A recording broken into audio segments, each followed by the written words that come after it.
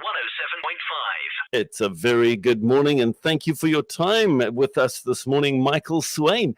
He is the head of Freedom of Religion South Africa, or 4SA. Michael, always good to chat to you. Good morning, Jonathan, and good morning to your listeners on Breakfast with Friends. So great to be with you. Thank you. Thank you so much for your time. So public schools and parents have something that they need to be aware of, and parents need to know about CSE, Comprehensive Sexual Education, and of course, religious observances. Religious freedom in public schools has become an issue that has come more and more to the foreground in recent years.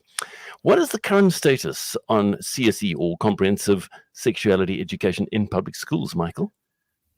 Well, you may remember that a couple of years ago, there was a real hot topic issue when the Department of Basic Education drafted and released what they called scripted lesson plans. And these were to overcome teachers' own values and reluctance to teach the type of CSE that they wanted to teach. And of course, these scripted lesson plans were based on the international technical guidelines for sexual education that were developed by a branch of the United Nations. And also, of course, inputted by Planned Parenthood, which is a notorious abortion providing agency. And so there was a lot of pushback against that because obviously, you cannot teach on sex and sexuality from an ideologically neutral position. There's always going to be some value system put into what you teach about sex and sexuality. So there was a big pushback against it.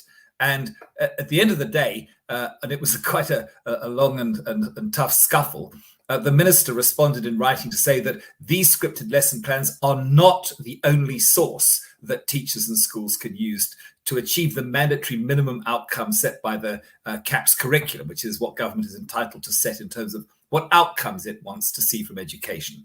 So the great news is that the government has said that they're not going to make those lesson plans compulsory. And what that means is that schools can actually choose the curriculum or the content that they're going to teach on comprehensive sexuality education.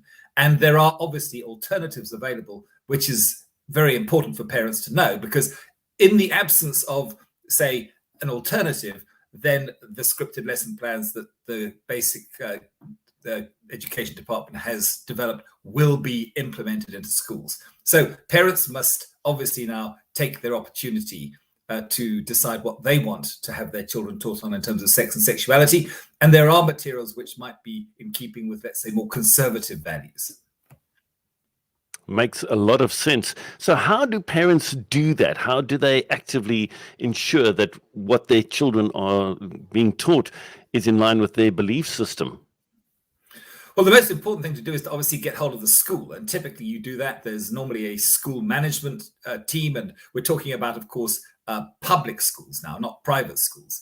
And public schools also have school governing bodies. And again, this is just another example of why it is so important for parents to be involved in school governing bodies, because this is the, if you like, the entity which actually sets these parameters. It's combined of obviously parents and teachers, and even maybe in some schools more senior pupils. So alert them to the fact that these SLPs that the Basic Education Department provided for CSE are not compulsory, and that they can choose alternatives. And then give them alternatives, because there are alternatives. And the best place that we found for alternative resources, if you like, is by contacting info@causeforjustice.org. And I'll give you that on the website so people can tune in afterwards and get that. info@causeforjustice.org.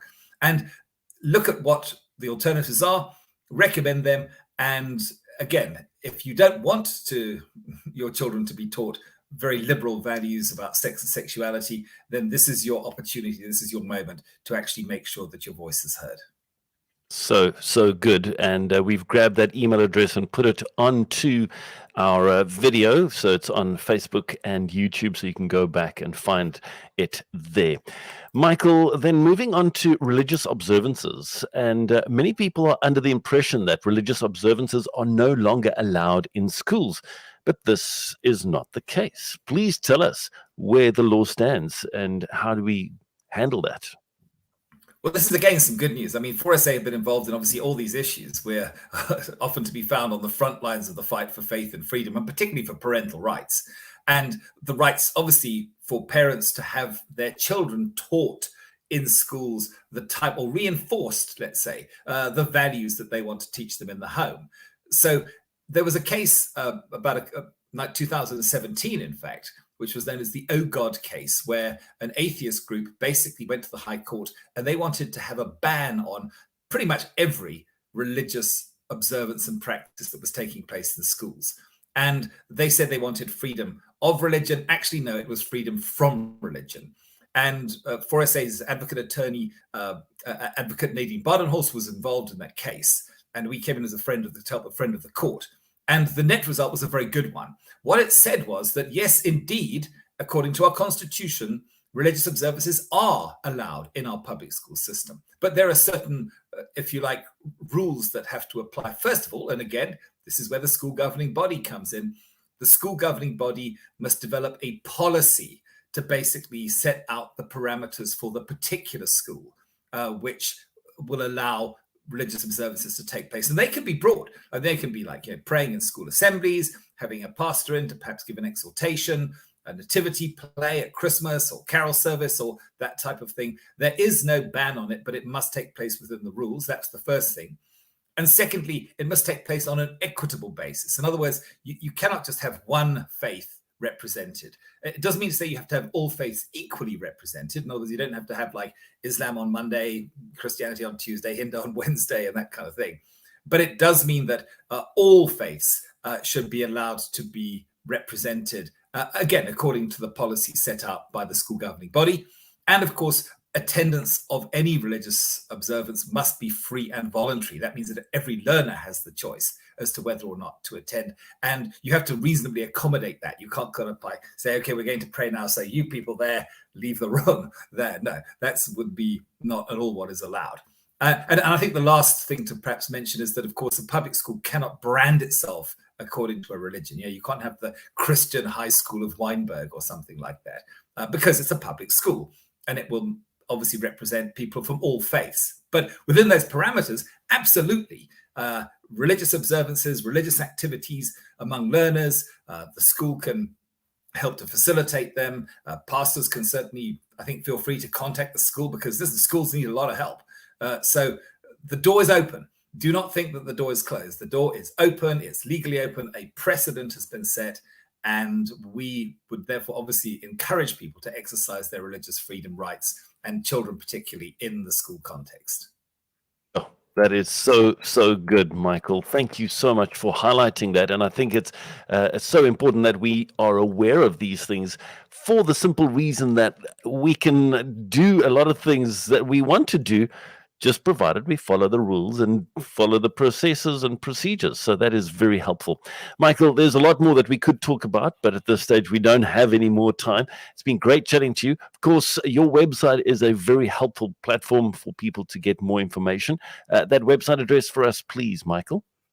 It's www.forsa.org.za. You can sign up for newsletters. We have a Facebook page going as well. And there are a lot more resources on our website about this type of thing. So again, if you just type in the search bar, Oh God, or CSE or that sort of thing, you'll find a lot more information and a lot more material. So thank you, Jonathan. And thank you for always being willing to tell people the good news. That our religious freedom rights are indeed intact to a large extent in South Africa, and we should be celebrating that.